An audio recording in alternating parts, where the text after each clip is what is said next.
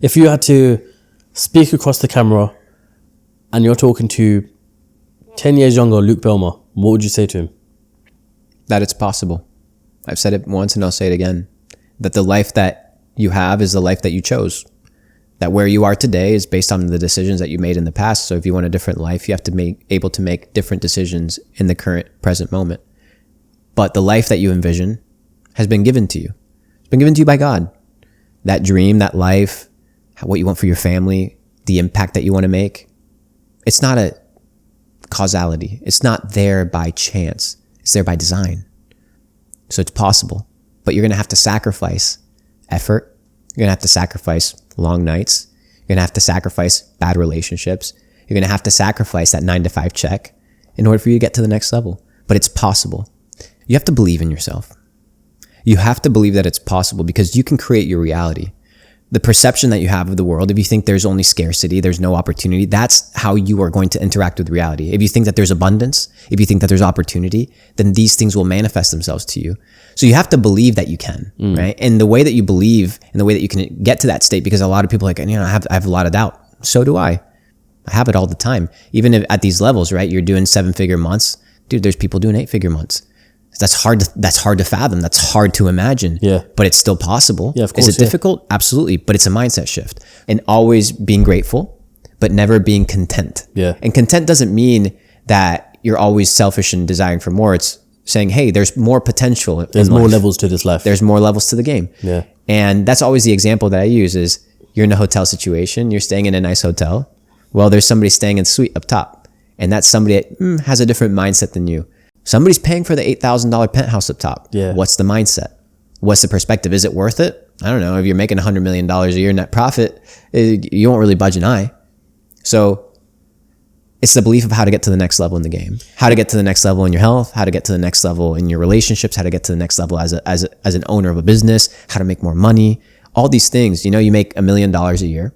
It's dope. I think the most important thing is to become the best version of yourself, to become and achieve your fullest potential. So many people limit themselves based off of what somebody else has told them they are, based off of the limitations of their parents, their teachers, their education, the system. But you can truly become whoever you want to be. And I wanted to push this message of hope. And I wanted to push this message of if you work hard, if you are consistent, and if you dedicate yourself to a worthy ideal, you can become whoever you want to become. Yeah. It's so risky that all of us are going to die.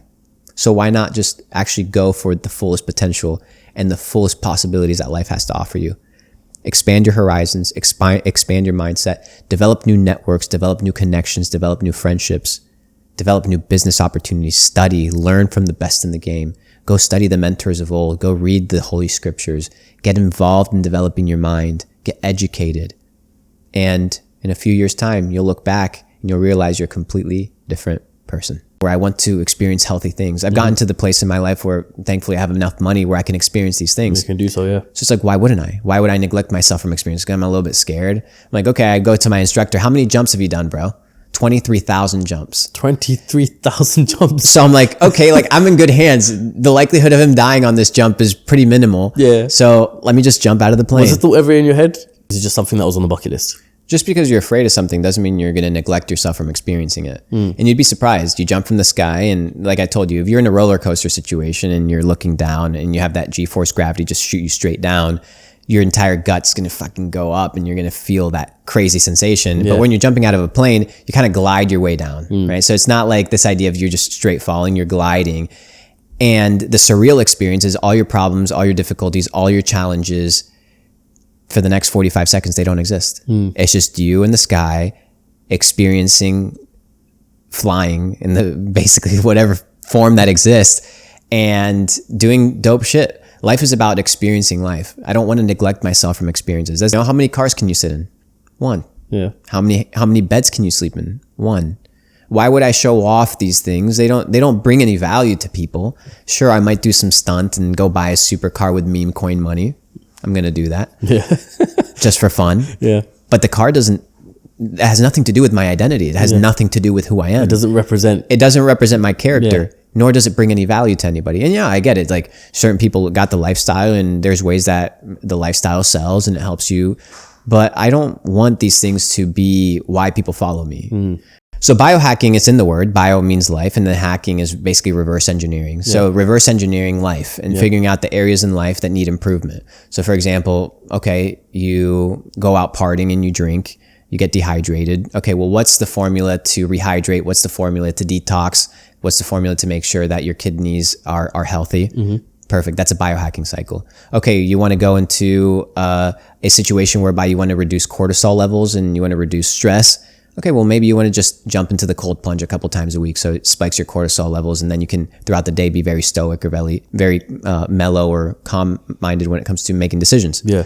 Or you want to detox in general and just hit up the sauna with infrared and be in a good situation there. Learn some grounding, learn about a fluoride inside of the water that calcifies a part of your brain known as the pineal gland, and which kind of dumbs you down, makes you stupid, and doesn't let you develop your awareness. Yeah. So biohacking is about reverse engineering life and figuring out how to optimize it for peak performance. So the best way as possible. Correct. Not every alcohol, first of all, it's poison, right? So your body's you're just fucking yourself up. So if your form of having fun is to inject yourself with poison and to, be drinking poison, okay, like perfect. That's just something that an idiot would do. So if you want to be an idiot, like that's fine, like respect. But just know that you're an idiot. Like it is what it is. And I remember I was with Tristan Tate and we were drinking, right? We were drinking and like it was crazy. It was a crazy day, but I was in a situation whereby it was like, okay, like it was in the moment. I was in for it. I think that was the last time I drank, actually. It was a couple of years ago. Yeah, I got fucked up with Tristan, right? I don't go to the casino. One is because the odds are always against me. Yep. Two is because it's either an all or nothing type play. I'm not saying, certain things like roulette or poker where you have a situation where you can kind of manage your portfolio, or blackjack, but it tends to be a zero-sum game. Like if you miss that gamble, you lose your entire chips. In the markets, you can play spot positions and your market portfolio may go down 10%, 20%, 30%. Doesn't mean you're going to liquidate your portfolio. I always tell people never use leverage, just because leverage is a situation that is another form of gambling. Everyone says use leverage. People I was talking to, they all say, leverage. Yeah. I mean, I would never recommend it because that's a very easy way to go broke and a very easy way to determine and build a bad habit.